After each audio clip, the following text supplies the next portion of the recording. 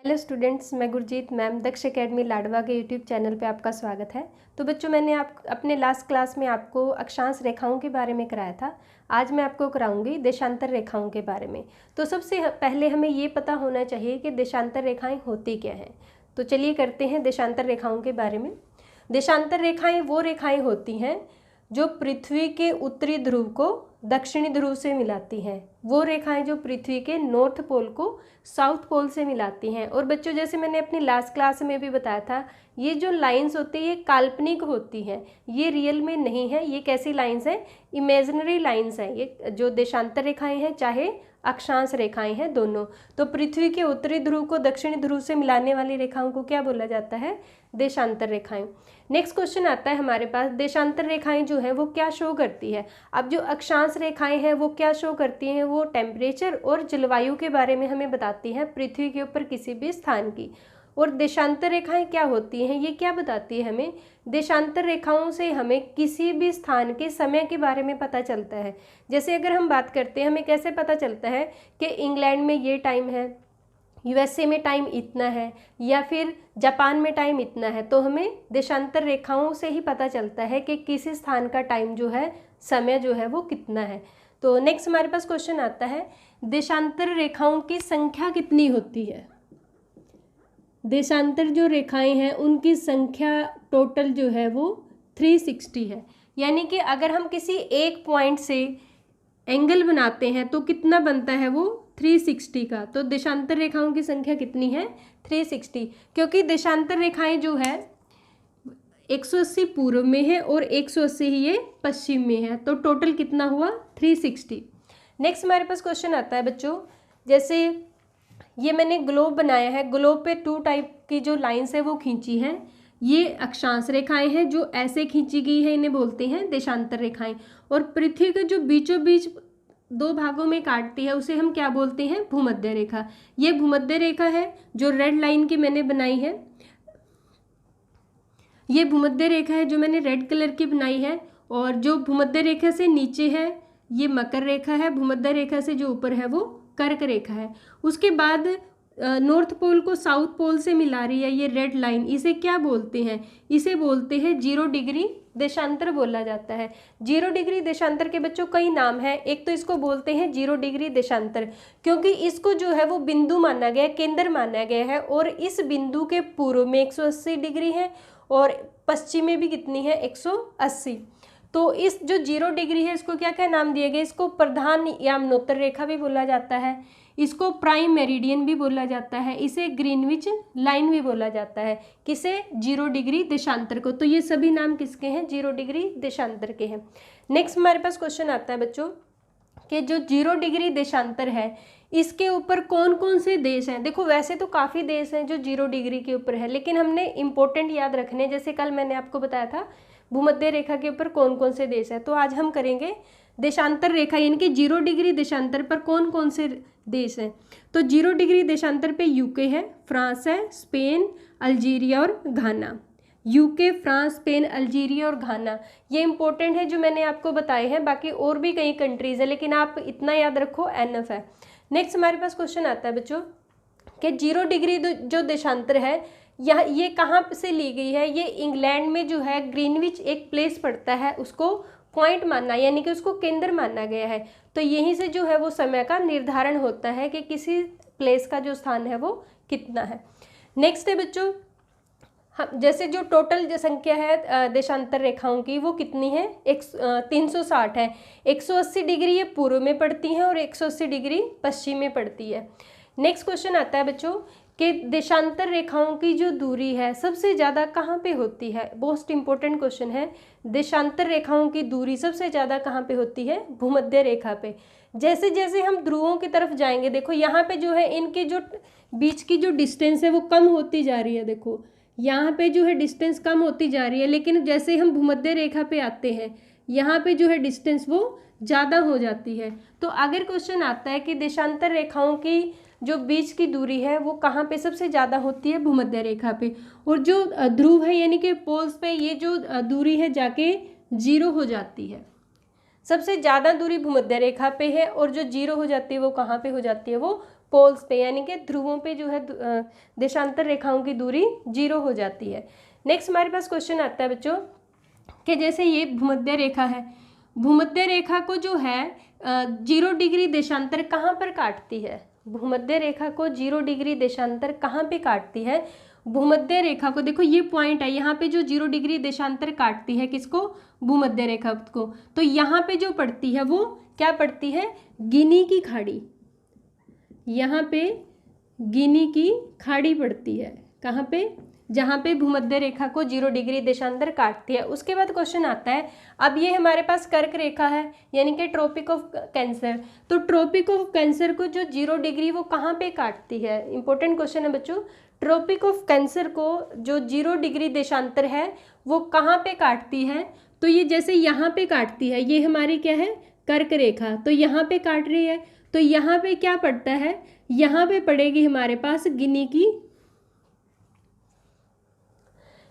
जैसे यहाँ पे काट रही है तो यहाँ पे हमें हमारे पास कौन सा स्थान पड़ता है? यहाँ पे पड़ता है अल्जीरिया। अल्जीरिया में काटती है भूमध्य कर्क रेखा को 0 डिग्री देशांतर। नेक्स्ट आती है हमारे पास मकर रेखा यानी कि tropic of Capricorn. Tropic of Capricorn को 0 डिग्री देशांतर कहाँ पे काटती है? ये काटती है नाबिया के पश्चिम में। ये हमारे पास मकर रेखा है तो ये यहाँ पे काट रही है। तो ये जो स्थान है जहाँ पे जो 0 डिग्री देशांतर है वो मकर रेखा को काट रहा है, ये है नाबिया। नाबिया के पश्चिम में काटती है। ओके, नेक्स्ट क्वेश्चन आता है बच्चों। तो ये तो हुई हमारी, जैसे कर्क रेखा को कहाँ पे काटती है 0 डिग्री देशांतर?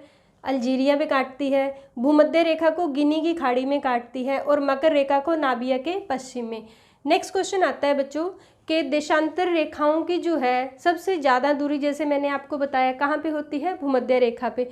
तो भूमध्य रेखा पे ये दूरी कितनी होती है? सबसे ज़्यादा दूरी 111.32 किलोमीटर। कितनी होती है? 111.32 किलोमीटर। और अगर पोल्स पे पूछा जाए, जैसे पोल्स की अगर हम बात करते हैं तो ये कितनी हो जाती है? 0। भूमध्य रेखा पे सबसे ज़्यादा होती है और पोल्स पे होती है 0। अगर पूछा जाए कितनी, तो 111.32 किलोमीटर। और जैसे जैसे हम ध्रुवों की तरफ जाएंगे ये जो दूरी है कम होके 0 हो जाती। नेक्स्ट हमारे पास क्वेश्चन आते हैं बच्चों, जैसे ये भूमध्य रेखा है, इसके 180 पूर्व में पड़ती है रेखाएं और 180 डिग्री क्या पड़ती है? पश्चिम में। अब जो ये 180 डिग्री है इसे क्या बोला जाता है? इंपॉर्टेंट क्वेश्चन है बच्चों। इसे बोलते हैं इंटरनेशनल डेट लाइन। क्या बोला जाता है? International date line. किसे बोलते हैं? 180 डिग्री को। उसके बाद जो लाइन है 0 डिग्री देशांतर है, ये स्ट्रेट नहीं है, ये 4 बार अपनी जगह से मुड़ी है। इसको 4 बार अपनी जगह से मोड़ने का क्या कारण है? क्योंकि इसके बीच में कई कंट्रीज आ रहे थे, और अगर बीच में कई कंट्रीज आ रहे हैं तो उनके जो डे में और समय में बहुत ज़्यादा चेंज हो जाता, तो उनके टाइम को और उनके दिन को एक समान रखने के लिए इसे 4 बार अपनी जगह से मोड़ा गया है। उसके बाद क्वेश्चन आता है बच्चों कि 0 डिग्री देशांतर कहाँ से खींची गई है? जो 0 डिग्री देशांतर है ये प्रशांत महासागर से खींची गई है। कहाँ से खींची गई है? प्रशांत महासागर से खींची गई है 0 डिग्री देशांतर। एंड नेक्स्ट क्वेश्चन है कि 0 डिग्री देशांतर के पास सबसे पास कौन सा स्थान पड़ता है? तो ये पड़ता है बेरिंग जल डमरू मध्य। सबसे पास जो पड़ेगा बेरिंग जल डमरू मध्य, ये सबसे पास पड़ता है 0 डिग्री देशांतर के पास। एंड नेक्स्ट है बच्चों, जैसे मैंने इधर लिखा है पूर्व और इधर लिखा है पश्चिम, इसमें पूर्व में मैंने आगे लिखा है और पश्चिम में पीछे लिखा है। इसका क्या कारण है कि जितने भी जो कंट्री पूर्व में पड़ते हैं उनका टाइम आगे होता है और जितने कंट्री पश्चिम में पड़ता है उनका टाइम पीछे होता है। पूर्वी कंट्रीज़ का टाइम आगे होगा और जो पश्चिमी देश है उनका टाइम पीछे होता है। इसका क्या कारण है? अब देखो, अगर हम बात करें, सूरज जो है वो कहाँ उदय होता है? पूर्व में उदय होता है। ठीक है, सूरज पूर्व में उदय होता है और जो पृथ्वी घूमती है वो कैसे घूमती है? पश्चिम से पूर्व की तरफ घूमती है। इसलिए जो पूर्वी कंट्रीज़ हैं, अब जो सनरेज है पहले किधर आएंगी? पूर्व की तरफ आएंगी, उसके बाद कहाँ जाएंगी? पश्चिम की तरफ जाएंगी। इसलिए जो है पूर्व के देशों का टाइम आगे है और पश्चिम के देशों का टाइम पीछे है। नेक्स्ट हमारे पास क्वेश्चन आता है बच्चों कि जो 0 डिग्री है, 0 डिग्री हमने यहाँ से क्या लिया, स्टैंडर्ड टाइम लिया, यानी कि पूरे वर्ल्ड का जो टाइम लिया वो कहाँ लिया है, 0 डिग्री देशांतर से। नेक्स्ट हमारे पास क्वेश्चन आता है बच्चों कि पूरा वर्ल्ड जो है वो कितने टाइम जोन में बांटा गया है, पूरा वर्ल्ड कितने टाइम जोन में बांटा गया है, तो 24 टाइम जोन में बांटा गया है पूरे का पूरा विश्व। ऐसा क्यों किया गया है, क्योंकि एक दिन में कितने घंटे होते हैं, 24 घंटे होते हैं, इसलिए पूरे विश्व को 24 टाइम जोन में बांटा गया है।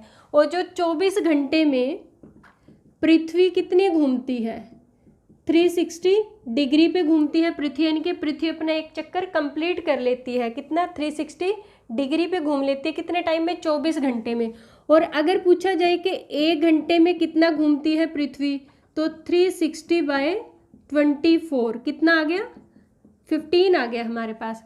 तो 1 घंटे में कितना घूमेगी पृथ्वी, 360/24, तो ये आ गया हमारे पास 15, यानी कि कितने, 1 घंटे में कितना घूमती है, 15 डिग्री, 1 घंटा यानी कि 60 मिनट, ओके, 60 मिनट। उसके बाद अगर क्वेश्चन आता है बच्चों के 1 डिग्री कितने टाइम में घूमती है, तो 1 डिग्री कितने में घूमेगी, 60/15, यानी कि 4 मिनट में। इम्पोर्टेंट है बच्चों, क्योंकि यही हमें पता, यही इसी के हेल्प से हमें पता चलता है कि किस स्थान पर टाइम कितना हुआ। तो देखो यहाँ पे जो है 60 मिनट यानी कि 1 घंटा, और अगर 1 डिग्री हमें निकालना है तो 60/15 यानी कि 4 मिनट। 4 मिनट में पृथ्वी जो है 1 डिग्री घूम जाती है।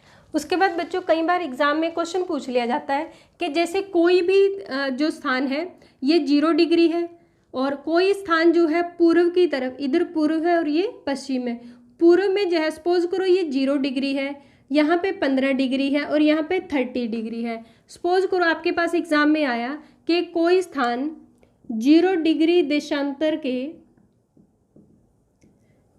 पूर्व में 30 डिग्री पे पड़ता है, ओके, 0 डिग्री देशांतर के पूर्व में 30 डिग्री पे पड़ता है, और 0 डिग्री देशांतर पर दोपहर के 12 बजे है, 0 डिग्री देशांतर पर दोपहर के 12 बजे है, तो 30 डिग्री देशांतर पे कितना टाइम होगा, तो हम कैसे निकालेंगे, जैसे ये 0 डिग्री देशांतर पे तो 12 बजे है, अब जैसे 30 डिग्री है, 15 डिग्री जो है कितने टाइम में घूमती है, हमारे 1 घंटे में, ठीक है। तो जो 30 डिग्री है वो कितने में घूमेगी, 2 घंटे में, ठीक है। तो 30 डिग्री कितने में घूमेगी, 2 घंटे में। तो 0 डिग्री जो देशांतर पे 12 बजे है, तो इसमें 2 हम ऐड कर लेंगे, यानी कि जो 30 डिग्री पे होगा वो कितना टाइम होगा, 2 बजेंगे, ठीक है। उसके बाद अगर इससे अपोजिट पूछ लेते हैं कि कोई स्थान 0 डिग्री देशांतर के पश्चिम में है 30 डिग्री पे, अब यहाँ पे तो हमने 2 ऐड कर दिया, उसके बाद अगर हमें पश्चिम की तरफ निकालना है तो हमने -2 कर दिया, तो यहाँ पे 10 बजेंगे सुबह के। तो ऐसे टाइम पूछ लिया जाता है एग्जाम्स में, तो आपने क्या रखना है याद, यहाँ पे 0 डिग्री है और 1 डिग्री अगर पृथ्वी क्रॉस करती, 1 degree is equal to 4 minute, और अगर 15 डिग्री पृथ्वी घूमती है तो उसको कितना टाइम लगता है, 1 घंटा यानी कि 60 मिनट। उसके बाद हमारे पास नेक्स्ट क्वेश्चन आता है बच्चों कि IST यानी कि इंडियन स्टैंडर्ड टाइम कहाँ से लिया गया। बहुत इंपॉर्टेंट क्वेश्चन है बच्चों, मैक्सिमम एग्जाम में रिपीट हुआ है ये क्वेश्चन, तो आपने ध्यान से देखना है कि IST जो टाइम है यानी इंडियन स्टैंडर्ड टाइम कहाँ से लिया गया है। ये लिया गया है यूपी के इलाहाबाद, वैसे तो इसे अब प्रयागराज बोलते हैं, इलाहाबाद में एक जगह पड़ती है नैनी, और नैनी भी कहाँ पड़ता है, मिर्ज़ापुर में पड़ता है, मिर्ज़ापुर के नैनी से लिया गया। यूपी में पड़ता है इलाहाबाद यानी प्रयागराज, प्रयागराज में पड़ता है मिर्ज़ापुर और वहीं पे पड़ती है नैनी। नैनी से लिया गया है इंडियन स्टैंडर्ड टाइम, और इंडियन स्टैंडर्ड टाइम कितना है, ये लिया गया है 82.5 डिग्री। अब देखो इंडिया जो पड़ता है पूर्व में पड़ता है, अब ये है ट्रॉपिक ऑफ कैंसर यानी कि कर्क रेखा, मैंने ये बनाया है छोटा सा यहाँ पे, तो इंडिया सपोज करो यहाँ पे पड़ता, तो इंडिया का जो स्टैंडर्ड टाइम है वो कहाँ से क्या माना गया है, 82.5 डिग्री पूर्वी देशांतर, क्योंकि पूर्व में पड़ता है और देशांतर है तो हम क्या लिखेंगे, पूर्वी देशांतर। इंडिया का स्टैंडर्ड टाइम जैसे हम निकालते हैं तो 82.5 को हम ऐसे लिख लेते हैं, ठीक है, इंटू 4 कितना आ गया 330 जो है 60 से हम क्या करेंगे, डिवाइड करेंगे, तो यहाँ पे क्या आएगा 5.30, यानी कि 5 घंटे 30 मिनट। ठीक है, 5 घंटे 30 मिनट आएगा। अब जो 5 घंटे 30 मिनट है, सपोज करो जैसे 0 डिग्री है, अब 0 डिग्री पे जो है 12 बजे हैं दोपहर के, और इंडिया में अगर पूछ लिया जाए कि कितना टाइम होगा अगर 0 डिग्री देशांतर पे या ग्रीनविच पे दोपहर के 12 बजे हैं और इंडिया में क्या टाइम होगा, तो हमने ऐसे ही निकालना है, और हमारे पास जो टाइम का डिफरेंस आएगा वो कितना आएगा, 5 घंटे 30 मिनट। तो अगर हम इसमें ऐड करेंगे तो क्या होगा, शाम के 5:30, इवनिंग के 5:30 होंगे। क्लियर यहाँ तक? तो आई थिंक यहाँ तक आपको क्लियर होगा। उसके बाद क्वेश्चन आता है बच्चों, जैसे भारत में है इंडियन स्टैंडर्ड टाइम कहाँ से लिया गया, नैनी से।